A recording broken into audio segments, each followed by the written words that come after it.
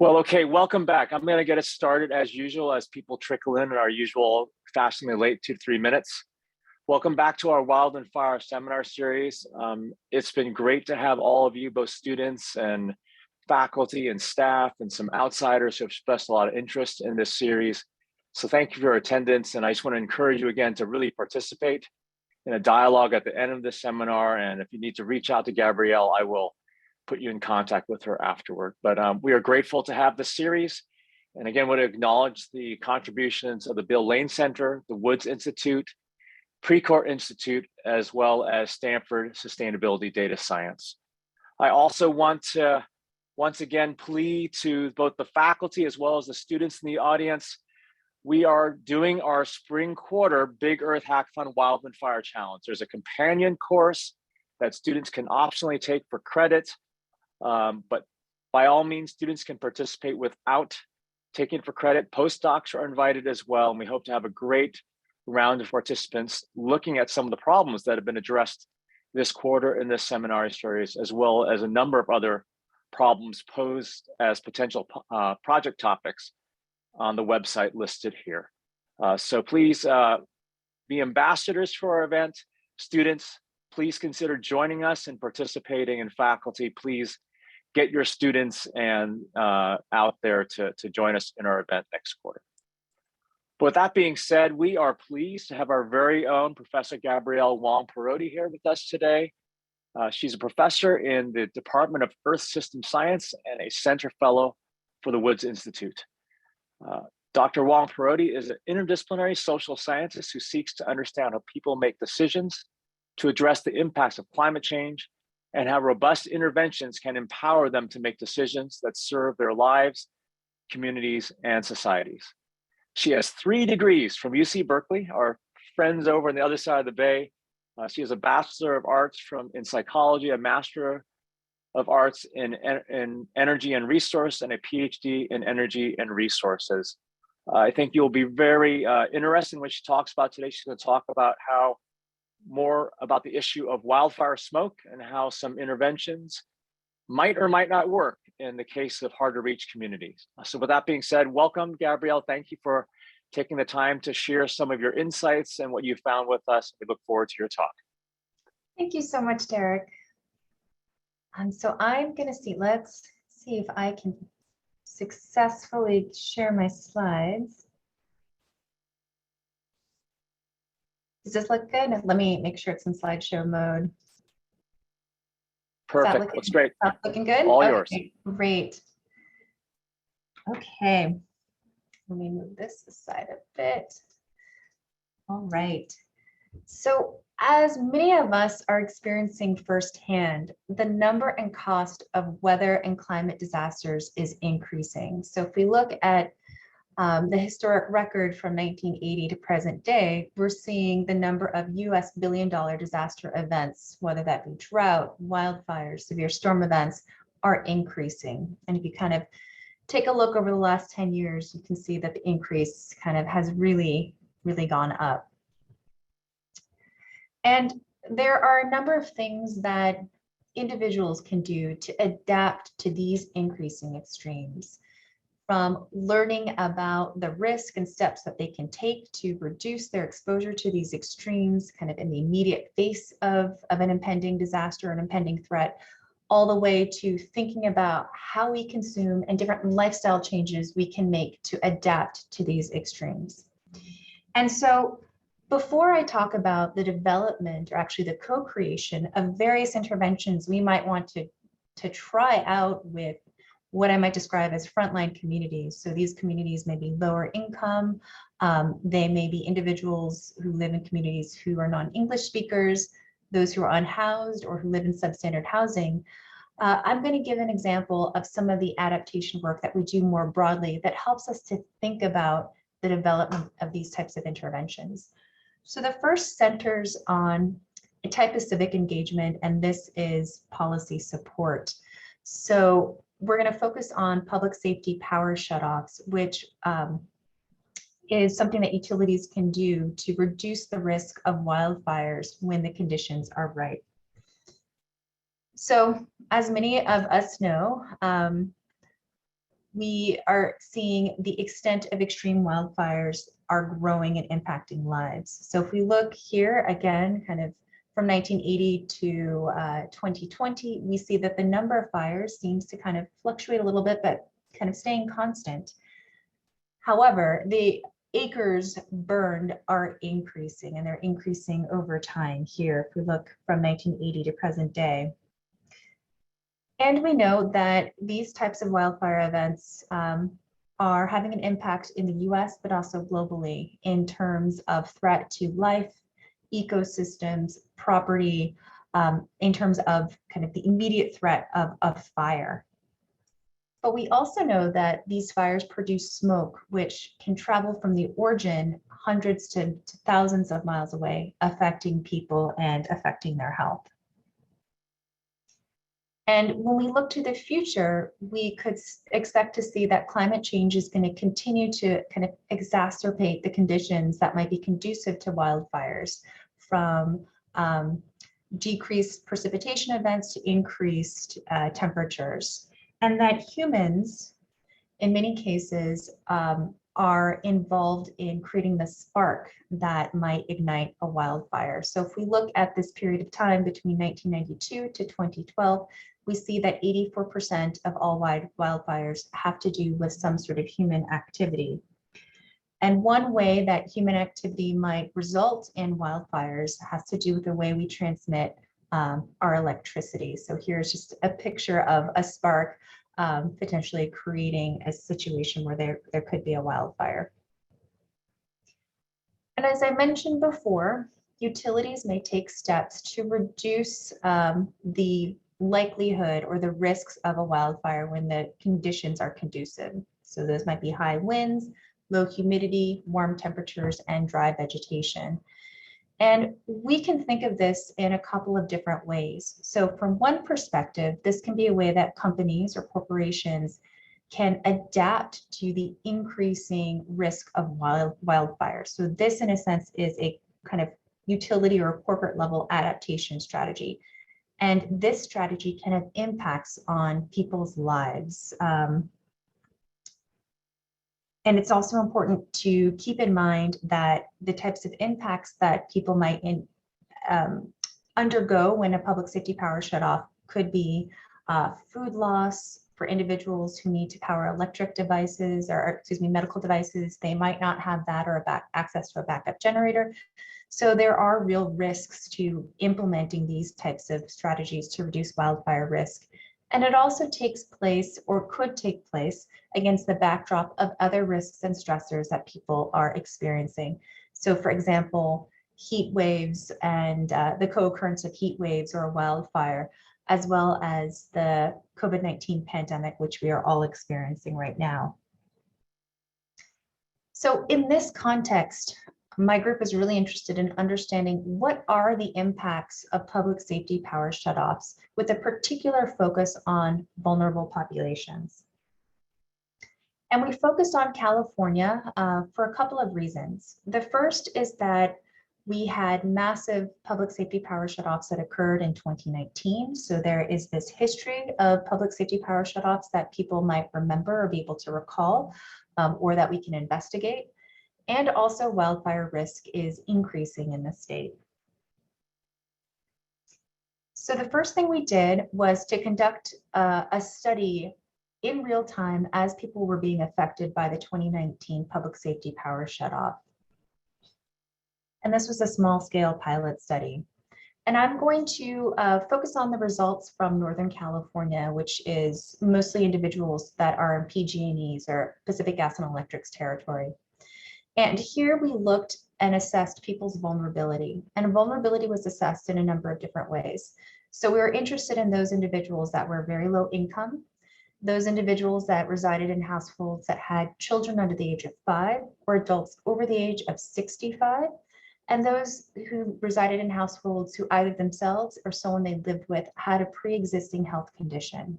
So respiratory illness, cardiovascular disease, etc.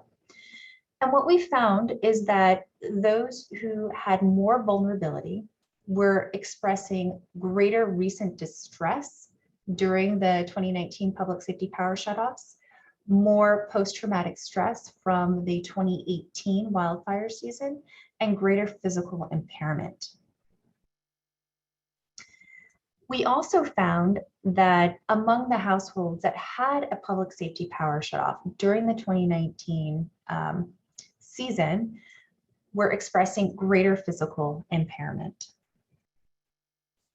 and more worries. So here on the left, you can see the host of worries that people had, from loss of food, access to electricity, and kind of being able to power devices that they need, so on and so forth. And you can see the breakdown between those who were highly vulnerable versus those who were not as vulnerable. And the types of worries that people expressed. So one person said, I worry about caring for my elderly mother in the context of needing to power medical devices and kind of just being there for them. I worry about the potential for long-term shutoff and possible crimes associated with that. So a number of people expressed fears about looting when it's dark outside or if security systems are down. And we also found that more vulnerability was associated with greater public safety power shutoff support. And this was really intriguing for us. So this is kind of in the face of all of the worries and concerns that people had as a result of impacts due to public safety power shutoffs. They nevertheless were expressing high levels of support. So we wanted to explore that further by doing a study with a representative sample of people from the AmeriSpeak panel, and doing this not just in English, but also in Spanish, to explore the relationships between exposure, experience, worries, and public safety power shutoff support. And we fielded this study at the tail end of the historic 2020 wildfire season. And just to have everyone recall what the 2020 wildfire season was like, I mean, this was an historic season, right? We had the August complex gigafire. So it was just a really immense season that affected a lot of people up and down the American West. So what we found was that people were reporting a range of negative outcomes that they experienced during the 2020 wildfire season. And I want to bring your attention to the types of negative experiences that people said they had. The most common type of experience people said they had was harm from smoke, which really speaks to how wildfires and kind of smoke spreading can have greater impact than kind of the immediate threat of flames for more people. And also that they know someone who was harmed from wildfires. We also found that individuals who had more negative outcomes associated with wildfire and smoke were reporting poor current mental health. More wildfire exposure was associated with greater wildfire risk and worry.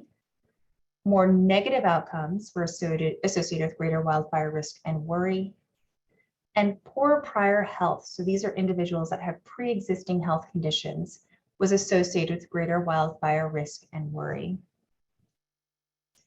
We also found that more wildfire worry was associated with greater public safety power shutoff support. Interestingly, we found that more public safety power worry was associated with lower public safety power shutoff support. So what does all of this mean? When we put together the findings from the pilot, we put together the findings of this survey with the representative sample. Gabrielle, do you mind taking a question? Krishna has a question, if you don't mind. Yes. Gabrielle, sorry, I can't see anybody.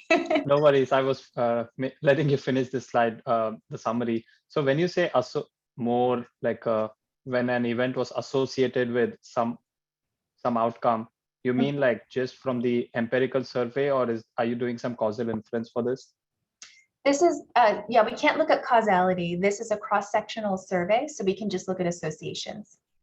Awesome. Okay, thank you. Okay.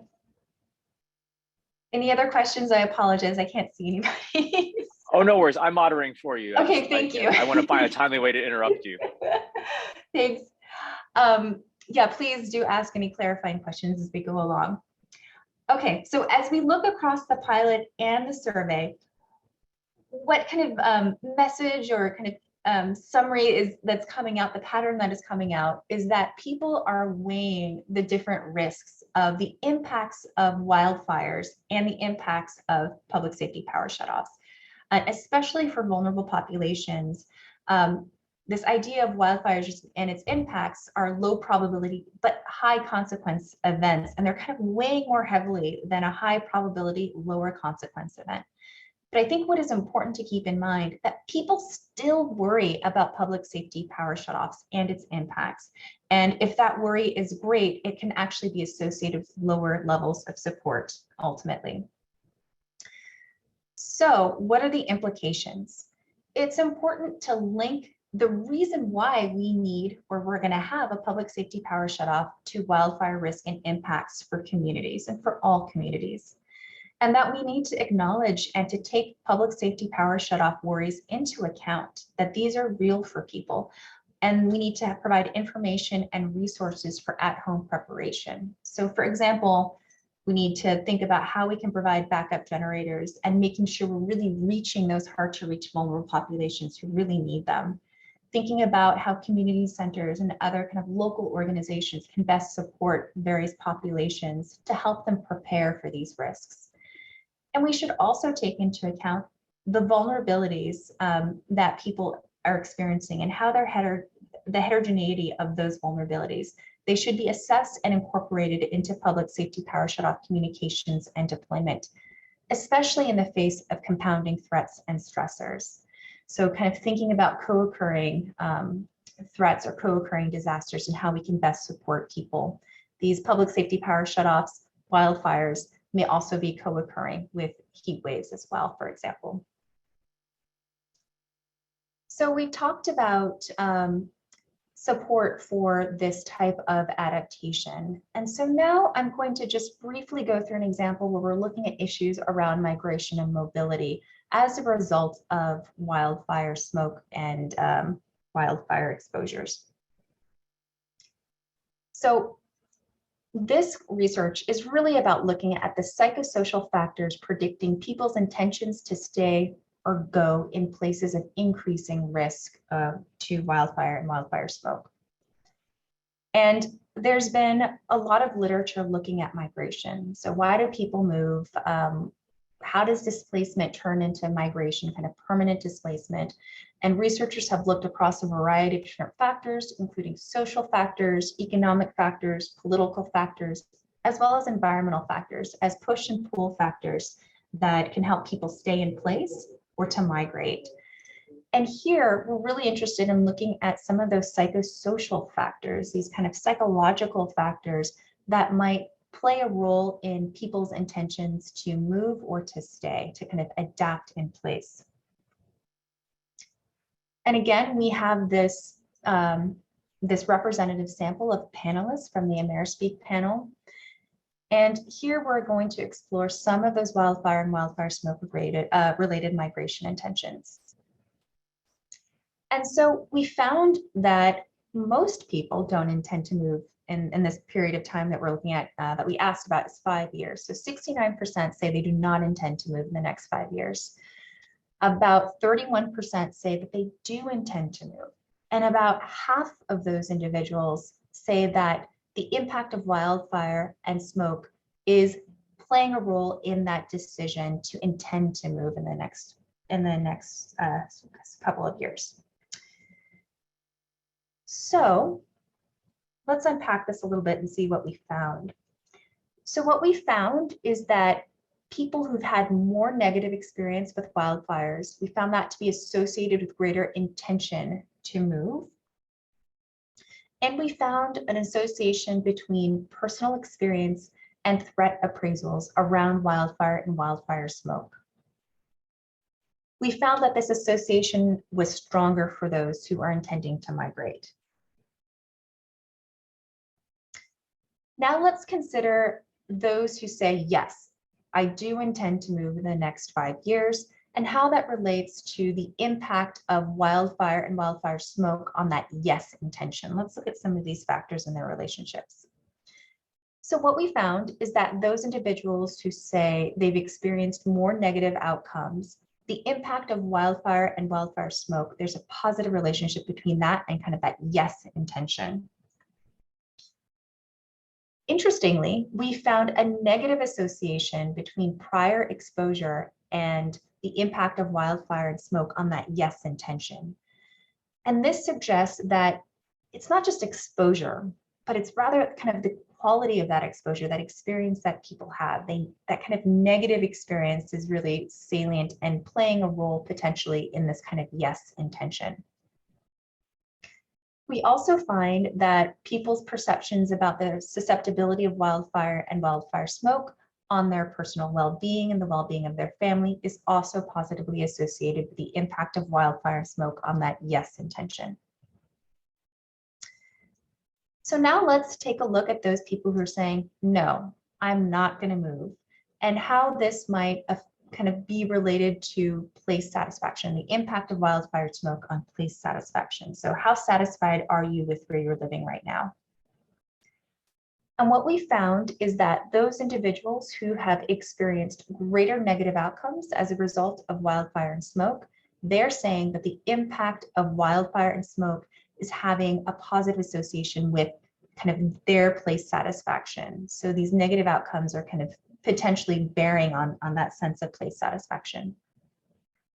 And importantly, those individuals who are saying the impact of wildfire and smoke on place satisfaction is kind of really playing a role in kind of how they're feeling, that is positively associated with future migration potential. I just also want to mention some of the demographic associations that we're seeing here.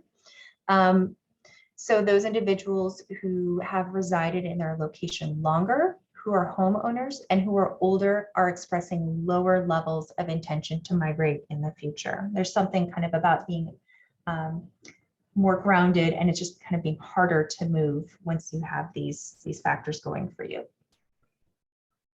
So in summary, we think about wildfires, of course, of having these kind of acute threats of kind of the fire itself potentially resulting in damage to life, property, and kind of ecosystems. But they also can affect, the wildfire smoke itself can also have negative impacts on people's lives. And we're seeing for many people that exposure to wildfire smoke is a negative outcome. Their harm to health is a negative outcome that many people are experiencing. And we also see some interesting insights that we can draw from this analysis, looking at those who intend to go versus those who intend to stay. And I think one thing that's important to keep in mind is this difference in threat appraisal, this perceived risk. So those who intend to go are having higher perceived risk versus those who are intending to stay have lower perceived risk. And this has implications for those who intend to stay and the extent to which they are going to adapt to the increasing risk of wildfire and wildfire smoke. They may not be taking steps that are actually commensurate with the risks that they face. And so thinking about how we communicate and engage these populations, which basically are the majority of people, what can we do to help people prepare in place, to adapt in place more successfully? With respect to those who are intending to go, exposure alone is not positively associated, and rather it's negatively associated with this kind of yes intent. And that really points to the importance of negative experiences, kind of that quality of experience you have on this intention to potentially go. And we also found that negative outcomes are positively associated with the impact of wildfire and smoke on place satisfaction. And importantly, this kind of greater impact is associated with greater future migration potential. So what are the implications? First is that the perceptions of and experiences with wildfire and smoke may impact mobility decisions. And these kind of psychosocial factors are important as we think about how intention could potentially be related to actual and ultimately mobility decisions, which is something that my group is starting to look at in terms of not just people are leaving, but where they go or intend to go. And we're going to be starting to look at other data. And I don't know if anyone here on the call might be interested in partnering with us, but we're going to start looking at kind of geospatial data as well, historic records as well, to kind of get a better sense of this. The second point is that risk perceptions may affect preparation behavior of those who choose to stay, and really thinking about how we can develop risk communications and outreach to better support those people so that they can adapt in place. And then thinking about these kind of normative models of climate migration that make assumptions about people's behavior and about what might potentially be driving behavior, such that they're more behaviorally realistic, and can help us think through how we plan to support communities that stay in place, as well as to help recipient communities have that social and physical infrastructure in place to kind of support changing populations. So we've talked a little bit about some of the types of projects that my group is doing. And now I want to talk more specifically about interventions that we might design based on our understanding of what's happening, based on co-producing or co-creating potential interventions with communities, specifically frontline communities. Excuse me. So with this project that I'm going to talk about, we're focusing on different types of outcomes that we might care about, from learning to household protection to self-protection to psychological coping. And it's important to, I think, kind of keep in mind the backdrop against which we are working here. So take, for example, a study that came out in Science last fall, really looking at these intergenerational inequities with respect to exposure to climate extremes. So if we look at the historic record, we see that these types of events have been increasing over time, and we're expecting to see them increasing into the future. So if we look at, from this paper, a figure on the right looking at lifetime heat wave exposure, we see that those individuals who are born in 2020 are at least going to experience 4 times as many heat waves as those individuals who were born in 1960. So this may be a very familiar image to a lot of people in terms of their memory of what was happening in 2020 if you were around in the San Francisco Bay Area during this time, where we woke up and the sky was literally orange. The sun was blotted out.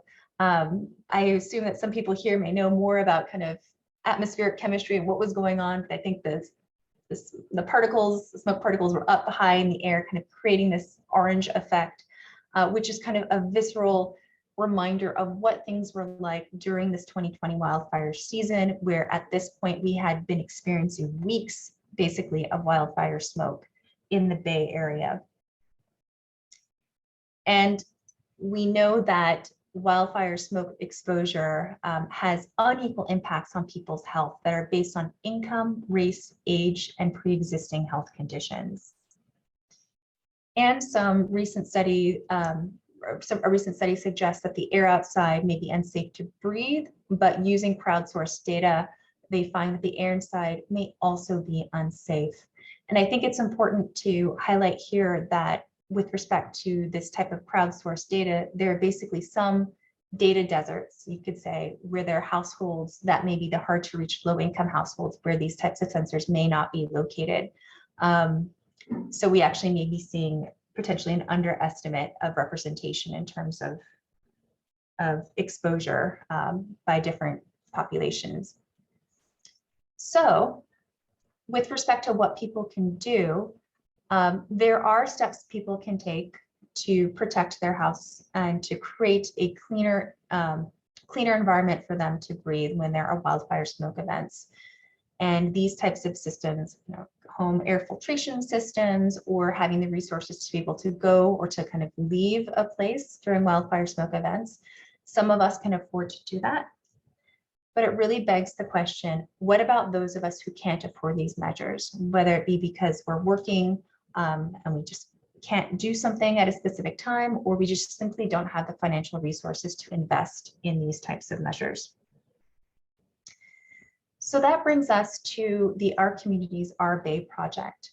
And this is a project that is really grounded in a community engaged, community-based approach to identifying research questions or research problems and to working through the design to the interventions to the evaluation.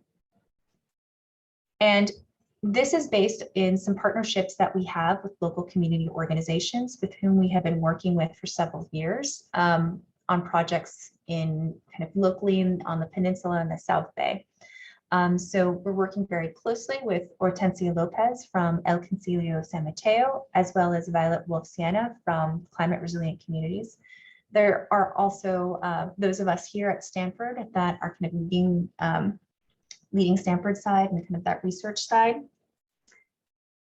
And this project is really born out of conversations that we've had with our community partners about concern for indoor air quality and kind of this, and how important this information would be for designing programs and policies locally about how to help people, especially when there are these kind of acute wildfire smoke events.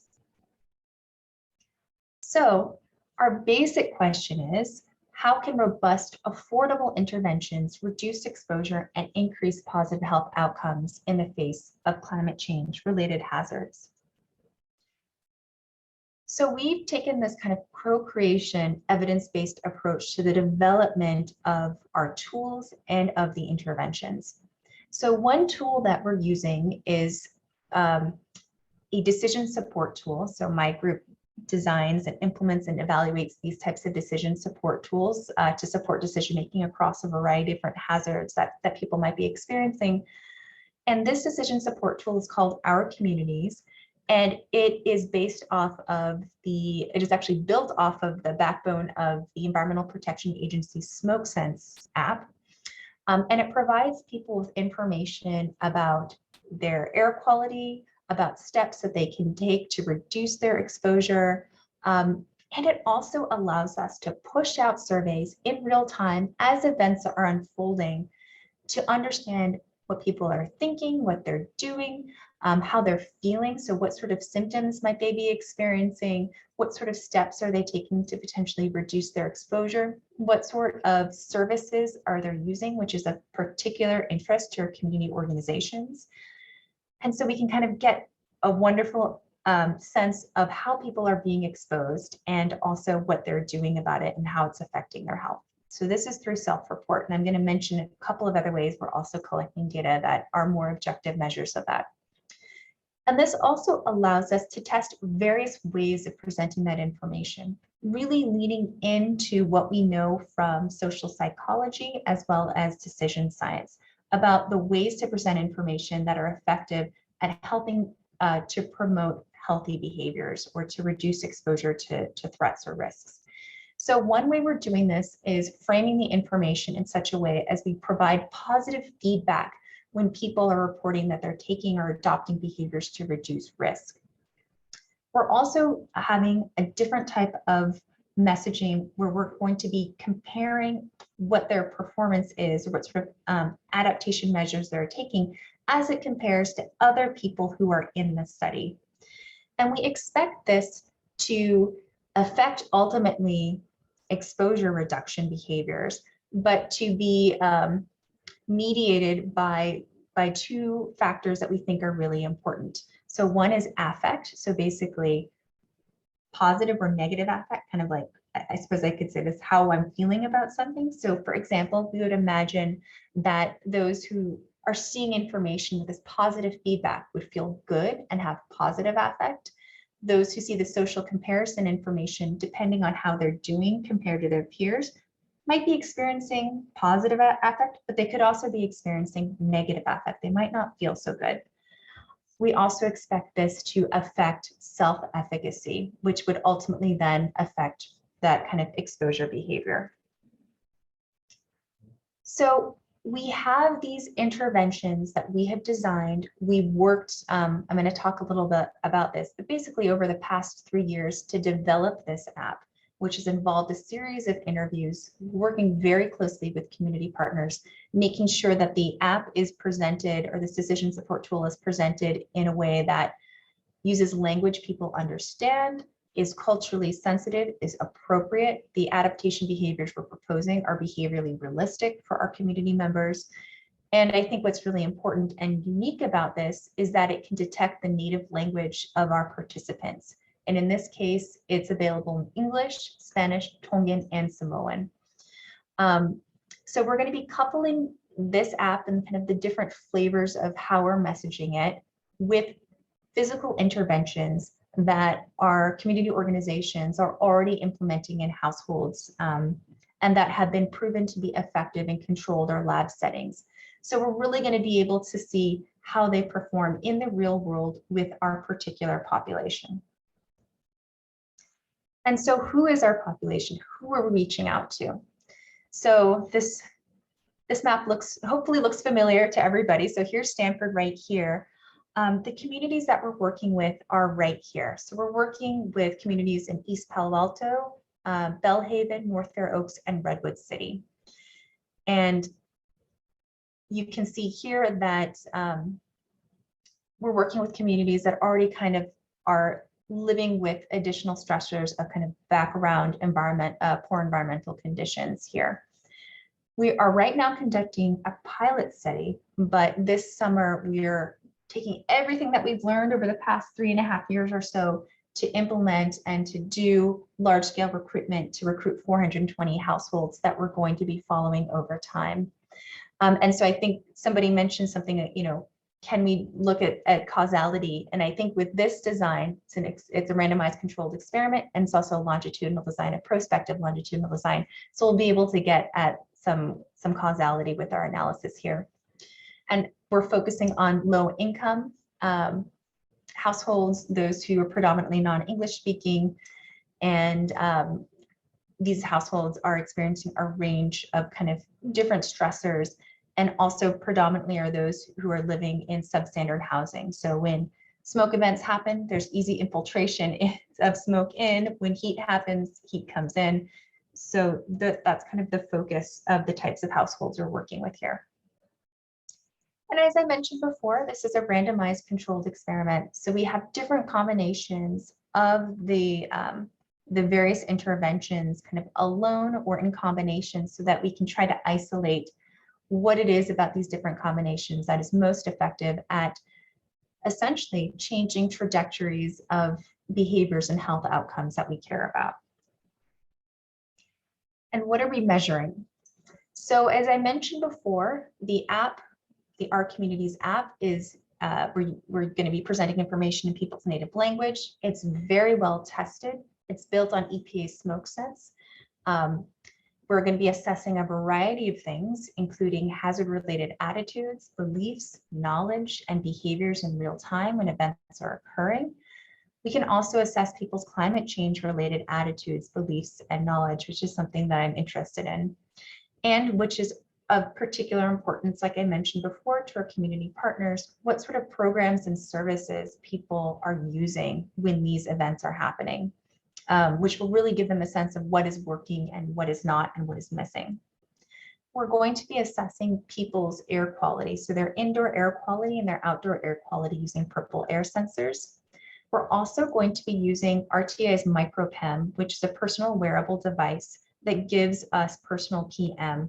And it'll give us a sense not only of what the air quality is, and kind of we're going to be able to kind of compare that to the purple air sensor data in the home, but also what their exposure is on their way to work, at their place of work, at school, etc. We're also using a mattress sensor to get a sense of people's sleep quality. It's going to assess things like heart rate, respiration, movement, which will give us a sense overall of people's well-being and their health, and over time may even help us understand the development of chronic illnesses. So we'll be able to have several outputs that I think are really important. So of course we have this experiment where we're going to be able to identify and compare the effectiveness of these interventions across things that we care about, kind of risk reduction behaviors and health outcomes. We're also, especially with this RTI MicroPEM, going to be able to identify microenvironments that have better or worse air quality than indoor home environments, which can have implications for how we communicate with with our population. And just as another example, we're going to have this wonderful, rich database of spatiotemporal patterns of exposure, behavior, and health risks over a couple of wildfire seasons with our population. So as you can see with a couple of the examples that I discussed before and this project that I have just gone through, it's really about understanding drivers of adaptation behavior. So looking at environmental extreme impacts to psychosocial antecedents of behavior to the actual behavior that people say they're going to do or actually are doing. But what this Our Communities project allows us to do is to expand that, to understand the drivers and the consequences of adaptation behavior. So looking at the effect of real-time exposures, to being able to link adaptation behavior to adaptation outcome, and seeing how interventions can meaningfully change trajectories of exposure and health outcomes that we care about. And so it takes a lot to do these types of projects, this kind of Our Communities, Our Bay project. And we have been working on this since 2019, working on building this kind of community engaged, co-produced research project.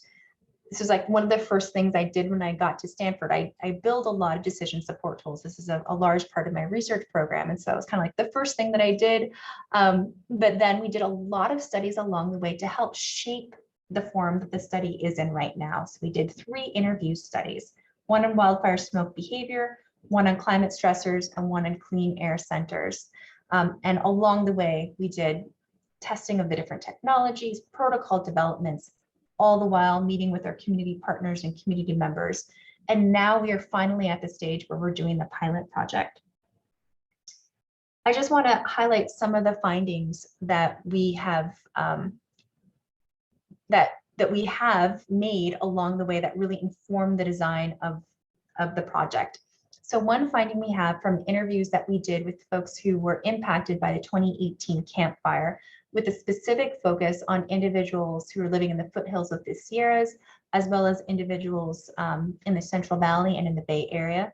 We made great effort to interview people both in English and Spanish, whatever language they felt comfortable with, as well as individuals who work outdoors, so working in ag or landscaping or construction. And what we found is what was really interesting was this kind of central role that social processes play in mediating threat perceptions, efficacy perceptions, and protective health behavior in the face of wildfire smoke. So in one case, there was a person who was gifting masks because at this point in time, people were not, masks were very scarce and 95 masks were very hard to find. And so this one person was making masks and gifting them to people in her community that she knew who were reluctant to wear masks. And they in turn felt obligated to wear masks because when you get a gift, you're kind of like, okay, well, I guess I'm going to use it.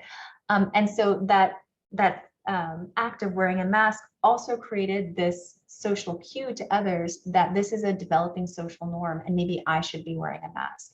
So we see these really dynamic, non-linear relationships occurring in the development of norms around mask wearing. As another example, we did interviews around clean air centers. So again, this is something that our community partners were really interested in, is what sort of services or programs can we have to help people kind of immediately when these types of events occur. And so just as an example, we interviewed 15 practitioners who set up these clean air centers, which essentially are like, I have space in a library, I'm going to go get an air purifier. Boom, there it is, a clean air center. And a community members who are considering having this type of center in their community, kind of trying to see where there are places of agreement as well as places of potential tension so that we can design these clean air centers to better serve those populations, those frontline communities that we intend to serve. So I'm just going to point to one issue where there was a point of tension that creates an opportunity for us to improve clean air centers.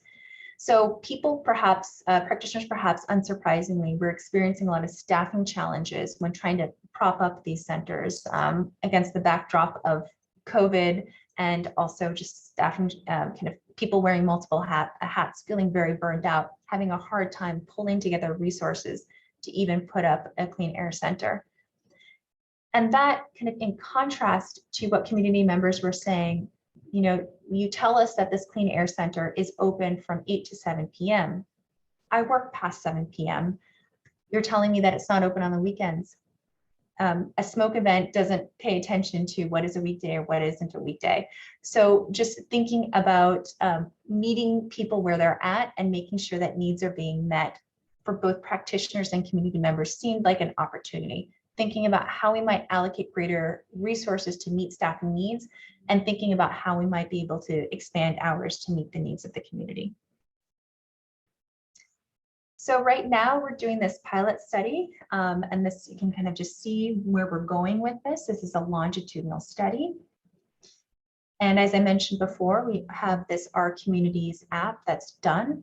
We've done a lot of testing of the different protocols and the equipment.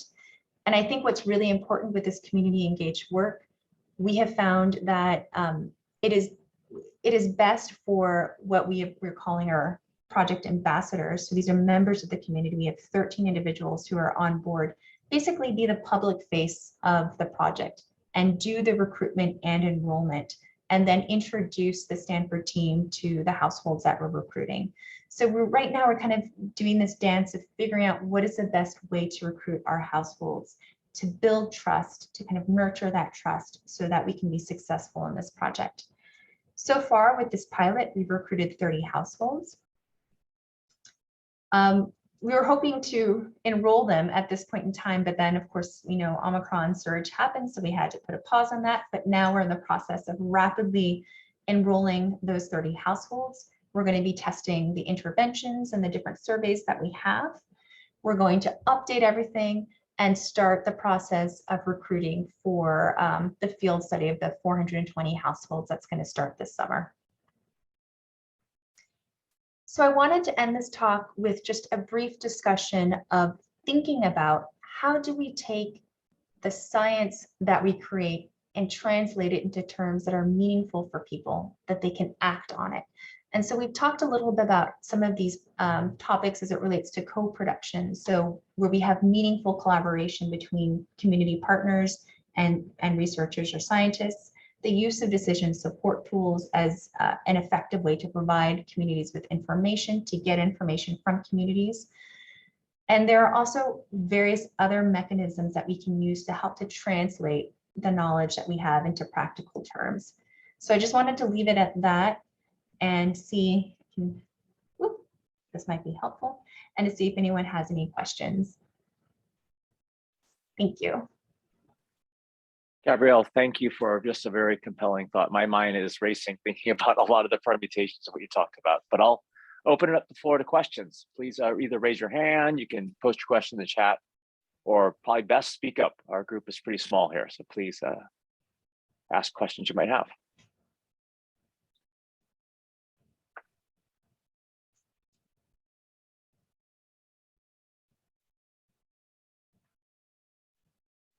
Jill, go ahead. Hi, thank you so much, Dr. Wong-Parodi. I think there are so many interesting elements of your talk today. One thing that sort of caught my attention in sort of early on in your talk was that like graphic you showed of how do people sort of weigh these high probability, low consequence events, something like a public safety power shutoff against something like a fire that is much higher consequence. And I was curious if either in your research or just in your thinking, you've considered like how well people's perception of those probabilities maps to maybe the, I don't know, I hesitate to say objective probability because obviously the risk is very uncertain, but yeah, if you've thought about like, you know, are people putting too, like, you know, considering wildfires in their mind to be a really high probability event and that's skewing their sort of like approach to the adaptation or vice versa.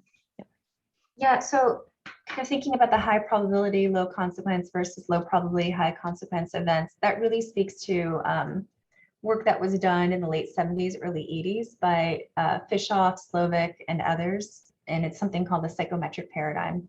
And so it's generally been done in conjunction with emerging technologies. So people have like these two dimensions. You could just imagine like this.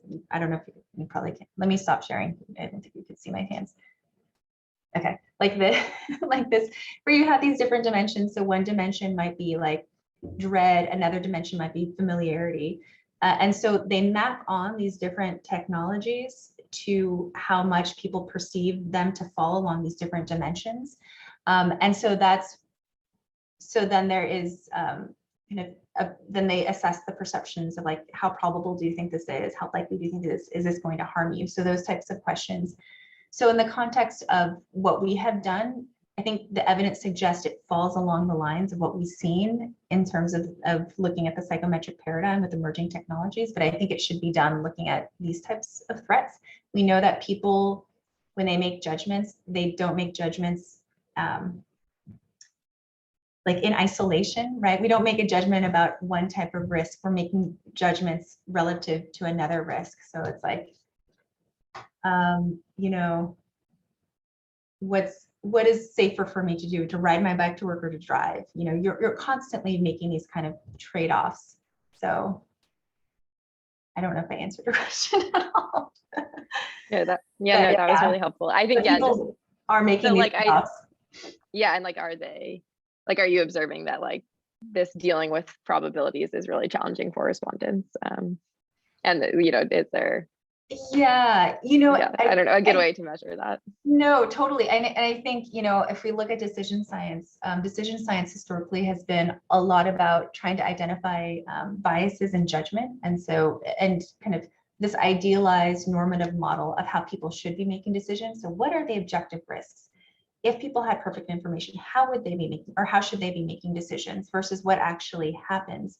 And so historically, people have used that as like, okay, well, what is the distance between what we think people should be doing based on what we know about the risk versus what actually people think the risks are? And can we create a prescription or an intervention to bring those two closer together? So that is kind of the basis of like, okay, let's move into risk communications and kind of understanding how to better communicate risk. So it kind of depends. I mean, I think that could be one starting point, but I think also it's important descriptively to explore what people's risk perceptions are, because they're real and they have feelings. So these risk perceptions are emotional for people too, and they tend to have more weight than whatever sort of objective risk we can present to people. It's like, well, you're saying this, but I still feel this, you know. But I think there are strategies for helping to make the risks that people think they have more commensurate with the actual risks they're facing. Thank you so much. Thanks for the question, Jill. Others, any other questions we have in the audience?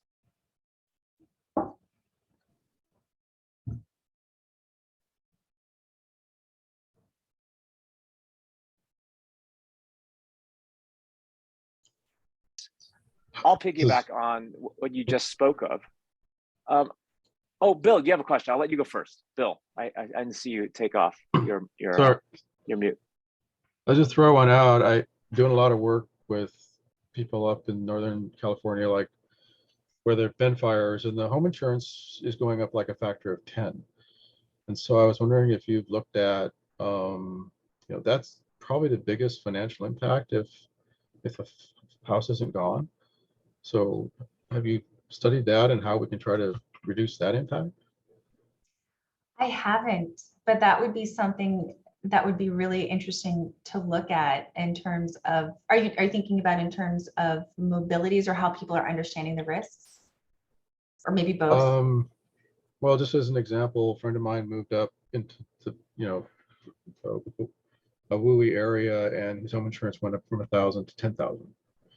And then it's like, okay, I got to leave now, or, you know, something, because people on fixed income just can't afford a factor of 10 increase in what's already a pretty major expense. So just throw that out. And the wine industry is actually really getting hurt by this. Yeah. Because just as an example, so I don't know, it's just another really seems to be an important factor. I'm just throwing it down. Yeah, no, it definitely is. And you saw, I mean, previous literature has looked at a variety of different factors from economic, political, social, as well as environmental. So our focus has been on environmental exposures, but it definitely, like again, kind of risk is relative. People also, there's like a constellation of factors that push people out or help keep them in place.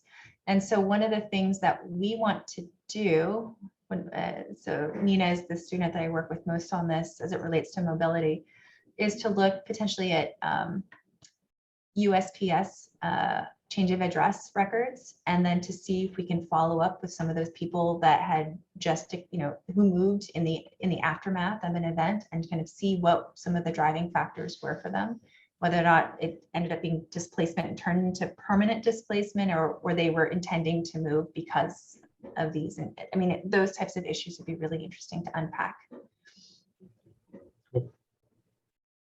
Thanks for the question, Bill. And Gabrielle, if you don't mind returning to what your comment was and Jill's question, I guess, do you have a general sense, you must, I assume, have a general sense of what the perceived risks are, say for these 30 households you're getting in the 420 ultimately, how aware are their perceived risks of, say, smoke itself, at least entering the study? I assume by virtue of working with you, they will have, I guess social science is hard for me because I'm a physical scientist, but is there a concrete measure of whether they are now more educated? I guess it's still eye of the beholder, more aware of the real risks involved with smoke exposure, based on before they meet you and then going through your pilot study.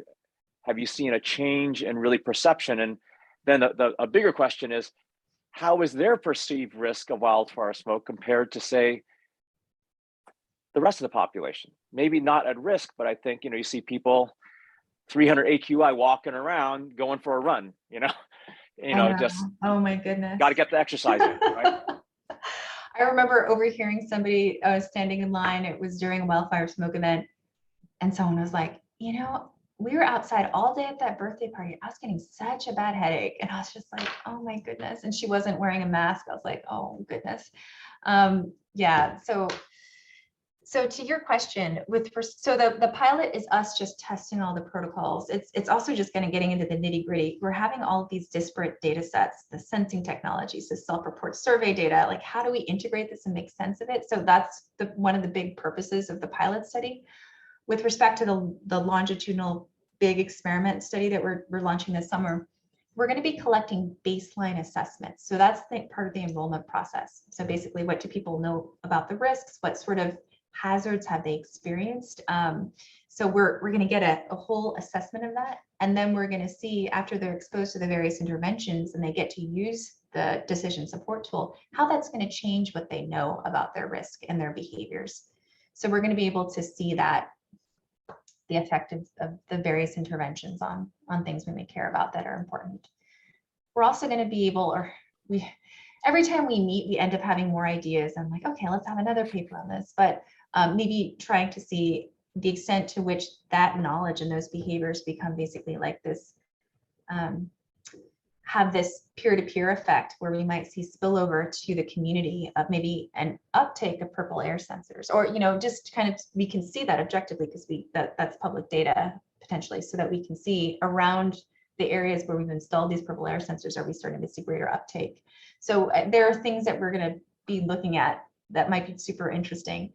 And I open it up to anyone here because, as you can see, we're going to have this enormous data set. So I think there are lots of possibilities for digging in further or for adding things on. Well, I think that sounds awesome. And I'm not sure if it's too premature, at least for this hackathon, but I think some of these things might be great opportunities for students to do some data exploration and mining and working on some of these things for you. So we can chat offline about that.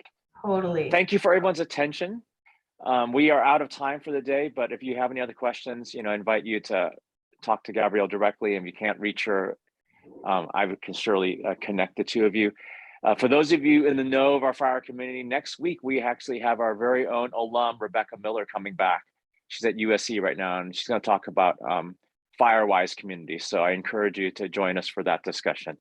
Thanks again for your attention. Look forward to seeing you next week. And thank you again, Dr. Wong-Parodi. We really appreciate your insights today and you taking time to share with us.